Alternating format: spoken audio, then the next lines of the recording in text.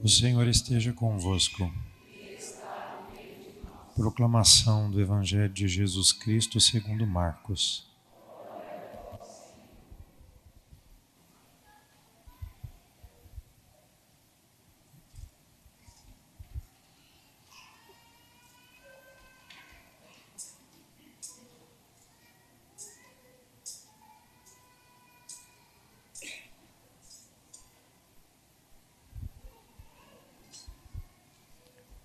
Naquele tempo, Jesus e seus discípulos atravessavam a Galileia. Ele não queria que ninguém soubesse disso, pois estava ensinando a seus discípulos.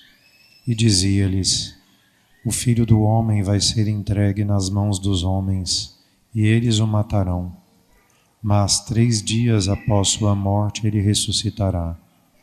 Os discípulos, porém, não compreendiam estas palavras e tinham medo de perguntar. Eles chegaram a Cafarnaum. Estando em casa, Jesus perguntou-lhes: Que discutíeis pelo caminho? Eles, porém, ficaram calados, pois pelo caminho tinham discutido quem era o maior. Jesus sentou-se, chamou os 12 e lhes disse: Se alguém quiser ser o primeiro, que seja o último de todos e aquele que serve a todos. Em seguida, pegou uma criança, colocou-a no meio deles e, abraçando-a, disse: Quem acolher em meu nome uma destas crianças, é a mim que estará acolhendo. E quem me acolher, está acolhendo não a mim, mas aquele que me enviou. Palavra da salvação.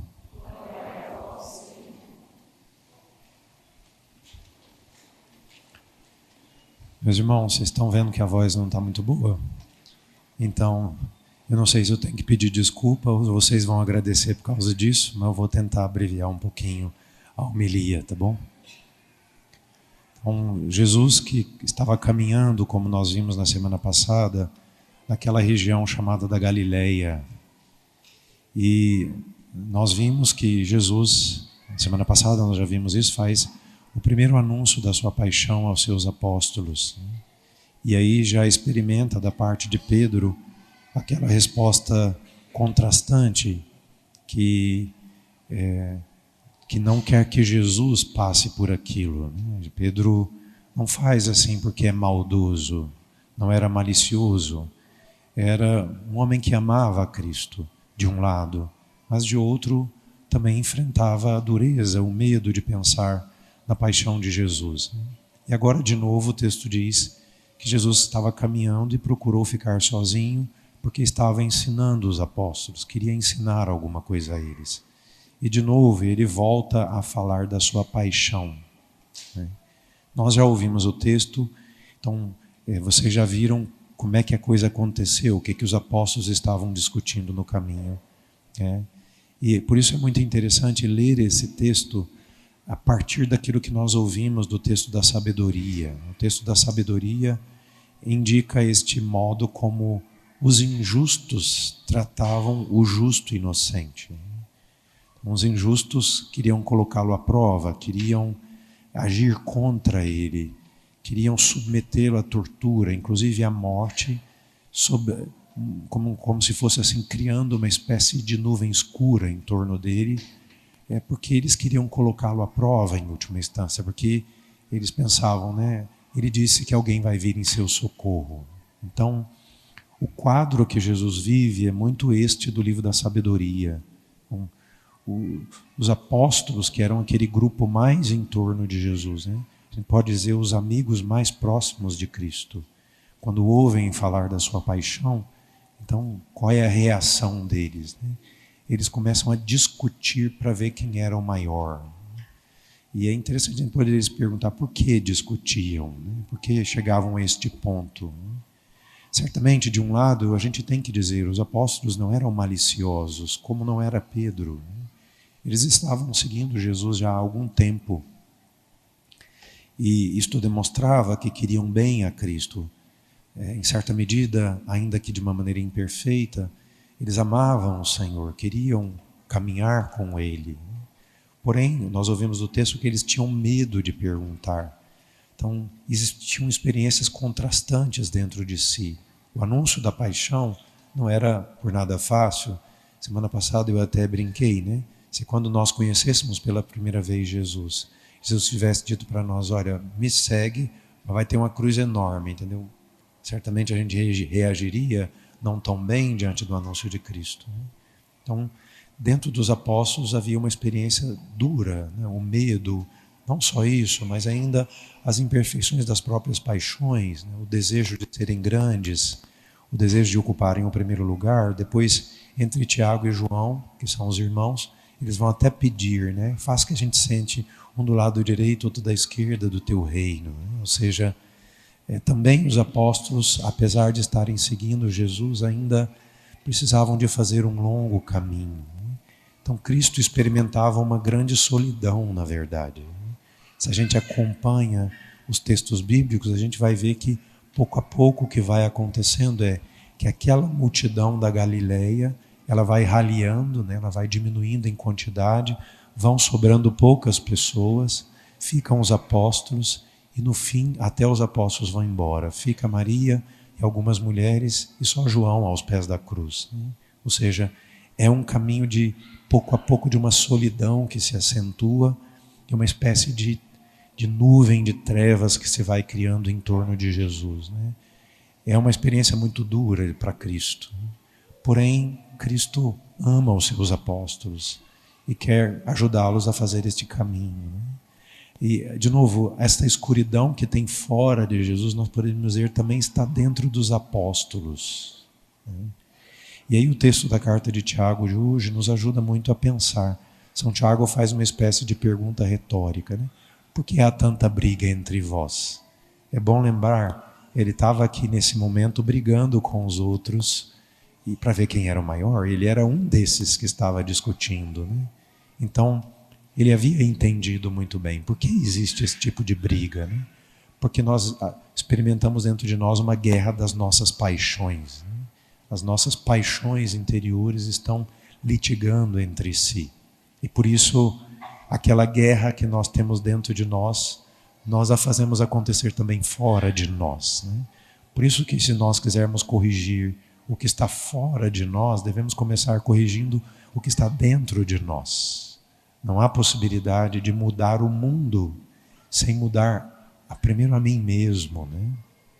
Então, os apóstolos sofriam aquele grande drama e Jesus queria ajudá-los a continuar o seu caminho. É muito bonito este ato de Jesus de abraçar aquela criança, né? Então, a gente pode pensar que, no fundo, Jesus abraça aquela criança como abraçando os seus apóstolos, né? Não eram só aquelas crianças, né? Porque os apóstolos, naquele momento, ainda eram infantis na sua fé, né? Eram como uma criança que não entende muito, que não compreende, por isso dá respostas assim de qualquer maneira, né? Então, Jesus, ao abraçar aquela criança e pedir que ela fosse acolhida, mostra como ele mesmo estava acolhendo os próprios apóstolos nas suas dificuldades, nas suas lutas, né? Porém, isto não pode servir de desculpa para eles. Eles precisam continuar o seu caminho de conversão, e é aquilo que eles vão fazer na verdade, né? Eu queria tirar um ponto para a nossa meditação nessa homilia de hoje, que diz respeito justamente sobre vamos dizer assim, este binômio da vida cristã, né? Cristo que nos abraça, mas nós que precisamos também corresponder a esta oferta de Cristo para podermos resolver o que há dentro de nós, né?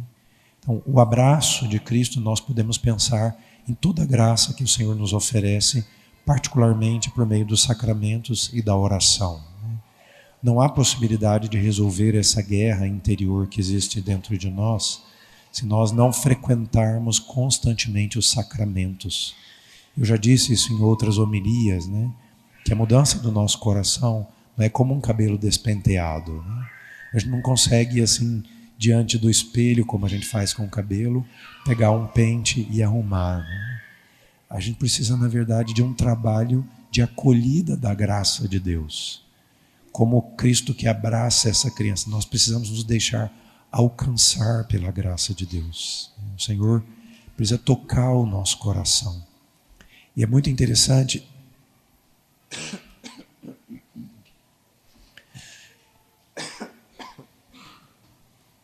Por isso, não há possibilidade de verdadeiro progresso se nós não nos abrirmos ao dom da graça de Deus. E aqui não contam as nossas desonestidades, fechamentos.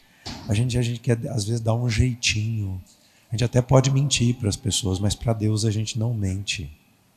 O que nós somos e o que nós vivemos, o Senhor conhece muito bem. Por isso a gente tem que, com grande humildade, nos aproximar de Cristo e pedir que Ele nos ajude, implorar o seu perdão, pedir que Ele nos ajude nesse caminho de conversão. E Ele é bom, imagina, né? Ele nos dá tantas graças, nos deu pelo nosso batismo, continua a nos perdoar tantas vezes quanto nós pecamos e confessamos, né? Todas as vezes que nos aproximamos sinceramente arrependidos, com uma firme propósito de nos empenhar para não pecar mais, né? O Senhor sempre vem ao nosso encontro. Como aquela criança, Ele nos abraça, né? Nos ajuda. Então nós precisamos recorrer constantemente à graça de Deus. E a oração e os sacramentos são a fonte mais preciosa que nós temos desta graça. Por isso, confessar sempre, comungar sempre, a não ser, claro, que haja alguma coisa que me impeça, né? Rezar sempre, isso todo mundo pode fazer, independente de qual é a nossa circunstância. Eu posso ser o pior pecador desse mundo, que eu posso e devo rezar, porque dali também vêm as graças necessárias para esse caminho de conversão. Então, de um lado, tem esta abertura que nós temos que ter à graça de Deus. E é claro, quando Cristo entra na nossa vida, Ele vai pedir alguma coisa, né? Como para os apóstolos. Não é que Ele disse, tudo bem, fica do jeito que vocês estão aí meio imperfeitos mesmo, mas não tem problema, fica. Claro que não, né? O Senhor quer que a gente faça um caminho sincero de conversão, que é baseado na sua graça. Mas de um outro lado, também precisa empenho da nossa parte para que a gente ordene essas nossas paixões interiores, para que a gente consiga, colaborando com essa graça de Deus, ir pondo ordem dentro de nós. E isso se faz por meio de uma vida virtuosa, né? Procurando viver as virtudes. Seria impossível que nós conhecêssemos todas as virtudes pormenorizadamente. Conhecê-las de nome seria fácil, saber podemos dizer assim, alguma coisa sobre elas também não é tão difícil assim. Mas saber pormenorizadamente seria muito difícil. E mais difícil ainda, na nossa vida, a gente ficar se perguntando qual virtude vai ser aqui, qual vai ser ali. Isto praticamente se tornaria impraticável a nossa vida. Por isso eu queria dar alguns conselhos muito simples, mas que nos ajudam a crescer nas virtudes. Em primeiro deles, nós precisamos nos habituar a fazer o bem. A gente precisa se empenhar por isto. E o bem das nossas coisas mais simples do nosso dia a dia. Vou dar exemplos muito banais. Por exemplo, a gente entra dentro do nosso banheiro de manhã cedo para escovar os dentes. A gente vê a coisa desorganizada, né? Faça o bem, coloque ordem em cima da pia. Coloque ordem na gaveta do seu banheiro, entendeu? Aí você vai trocar de roupa, você abre o guarda-roupa, está bagunçado, né? Faz o bem naquela hora, né? Coloca ordem no seu guarda-roupa. O que é mais fácil? Colocar ordem no guarda-roupa ou no coração? Claro que é no guarda-roupa. E se você não coloca nem no guarda-roupa, você vai colocar ordem em quê na sua vida? Se você não consegue manter a pia do seu banheiro arrumada, que outra coisa você vai conseguir, entendeu? Então, tá todo mundo rindo, porque tá todo mundo com a pia bagunçada, né? Vou pegar vocês de chicote depois. Depois que eu melhorar, eu vou gritar contra vocês, viu? Então, arrumem, faça o bem. Eu bebi água lá na minha casa, faça o bem. Lava o copo, tem alguém que vai vir depois de você. Hoje já não tem mais garrafa de água. Na minha época era uma briga lá em casa, né, mãe? Bebia a garrafa e não enchia a garrafa da geladeira, entendeu? Então, tem que beber e encher. Tem outras coisas na vida, poderia dar 300. Então procurem fazer o bem. E se vocês veem que uma coisa que vocês fazem é mal, não faz. Rejeitem o mal, por menor que ele seja. Eu vou deixar o copo lá, é uma coisa má, não façam isto. Ou tantas outras coisas na nossa vida, entendeu? Fazer o bem, por menor que ele seja, e evitar o mal, por menor que ele seja. Um segundo conselho muito importante, né? Nós não podemos viver uma vida assim, onde tudo a gente faz como a gente gosta, como a gente quer. Não funciona. A gente tem que aprender a viver uma vida menos regalada, uma vida um pouquinho mais sóbria, uma vida um pouquinho com certas privações, com certas exigências. Porque se a gente faz tudo aquilo que a gente quer, a gente não consegue colocar ordem. Se a gente faz tudo aquilo que nos dá prazer, não tem possibilidade de colocar ordem. Então a gente tem que começar a pensar assim, eu vou comer, eu comeria mais, mas tá bom, comi o suficiente, não como, né? Ou eu não como tudo que eu gosto, ou de vez em quando eu também como o que eu não gosto. Ou eu vou almoçar, a comida não está tão boa quanto eu gostaria, eu não reclamo, né? Ou eu faço outras coisas na minha vida que não são tão cômodas assim para mim. Por exemplo, precisa toda noite dormir com o ar-condicionado no 19, entendeu? Por que de vez em quando a gente não se submete a um pouquinho de privação para aprender assim a não satisfazer todos os nossos desejos assim, né? E uma terceira coisa, porque senão minha voz vai acabar, e eu termino com isso, a gente precisa também aprender a ir um pouquinho contra aquilo que espontaneamente nós fazemos. Espontaneamente a gente fala demais, então é bom que a gente fique mais calado. Espontaneamente a gente é muito calado, então a gente tem que, falar um pouquinho mais com as pessoas, né? Ou seja, a gente não pode ficar seguindo sempre as nossas inclinações naturais.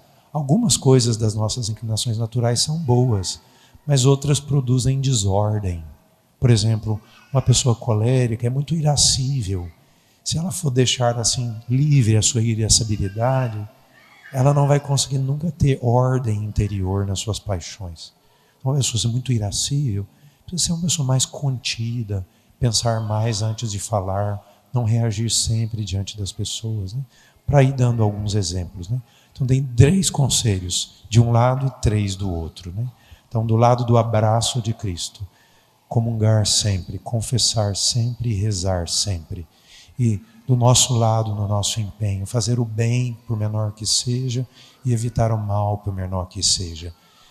Não ter uma vida tão regalada assim, né? Saber praticar assim, certas atitudes que nos ajudam a viver uma vida mais austera, menos assim, né, exuberante.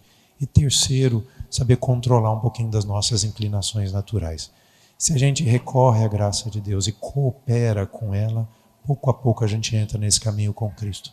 E um dia também, como Cristo, a gente vai saber aceitar melhor a paixão e a cruz.